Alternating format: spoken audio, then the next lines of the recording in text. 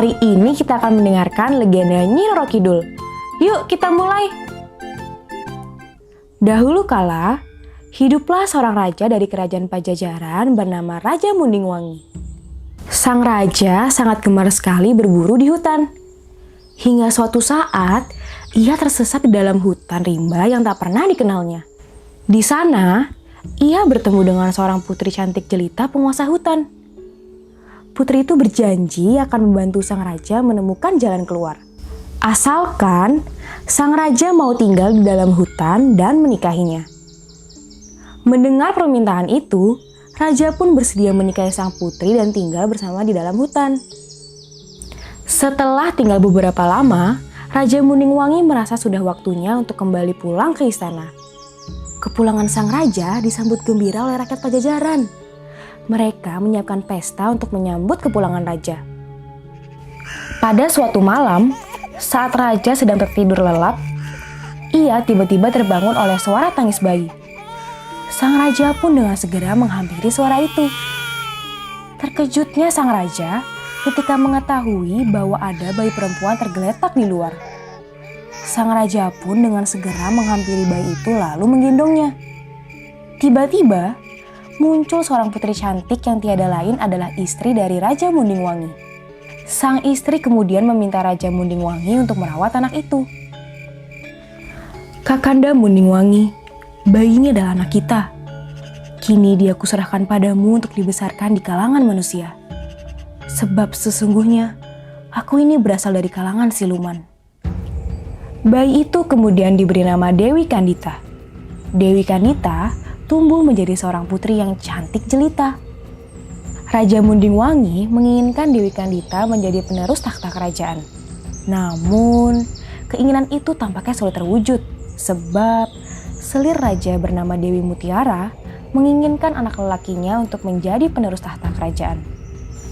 Dewi Mutiara kemudian mencari cara untuk menyingkirkan Dewi Kandita. Ia berhasil bertemu dengan seorang dukun sakti yang setuju dengan rencana Dewi Mutiara untuk mencelakai Dewi Kandita. Dengan kekuatan sihir, sang dukun akhirnya berhasil membuat Dewi Kandita menderita penyakit kulit yang menjijikan. Dewi Kandita tak lagi cantik. Kini, tubuhnya dipenuhi dengan luka dan nanah yang menjijikan. Melihat keadaan itu, Dewi Mutiara segera menghasut raja untuk mengusir Dewi Kandita dari istana. Sang raja pun akhirnya berhasil terhasut. Ia takut jika penyakit yang diderita Dewi Kandita bisa membawa malapetaka bagi kerajaan. Dewi Kandita kemudian diminta untuk meninggalkan istana. Dewi Kandita merasa sangat sedih dengan nasib yang menimpanya. Meski demikian, Dewi Kandita tak sedikit pun menaruh dendam pada orang yang telah mencelakainya. Hingga malam hari tiba, Dewi Kandita bermimpi mendengar suara yang memintanya untuk berjalan ke selatan dan masuk ke dalam lautan. Anakku Dewi Kandita, berangkatlah engkau ke selatan. Masuklah engkau ke dalam lautan, bersatulah engkau dengannya. Laksanakanlah perintah ibumu ini, anakku. Pagi hari pun tiba. Dewi Kandita berjalan menuju selatan selama 7 hari 7 malam. Hingga akhirnya ia tiba di pantai laut selatan. Di sana, Dewi Kandita kembali mendengar bisikan yang memintanya untuk masuk ke dalam lautan. Suara itu terus terdengar tak pernah henti, membuat Dewi Kandita semakin merasa penasaran. Akhirnya, Dewi Kandita mengikuti bisikan untuk berjalan terus hingga ke laut lepas. Benar saja, saat tubuhnya mulai tersentuh air, semua luka dari tubuhnya pun secara perlahan berangsur menghilang. Tak menyisakan bekas sedikit pun. Dewi Kandita kembali menjadi seorang putri yang cantik, bahkan lebih cantik dari sebelumnya. Setelah memperoleh kesembuhan dan kecantikan, Dewi Kandita memutuskan untuk hidup di laut tersebut. Dengan sekejap, ia mampu menguasai seluruh lautan beserta dengan isinya.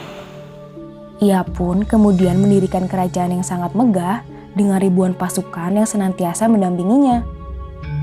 Sejak saat itulah, Dewi Kandita dikenal sebagai Ratu Penguasa Laut Selatan Pulau Jawa, yaitu Nyi Roro Kidul. Dari legenda Nyi Roro Kidul ini, kita belajar bahwa Kesabaran atas segala cobaan pada akhirnya akan membuahkan hasil. Demikian legenda Nyi Roro Kidul.